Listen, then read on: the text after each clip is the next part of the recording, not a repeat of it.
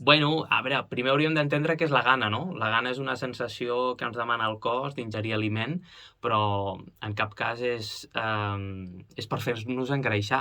Això no. És ens demana nutrients, val?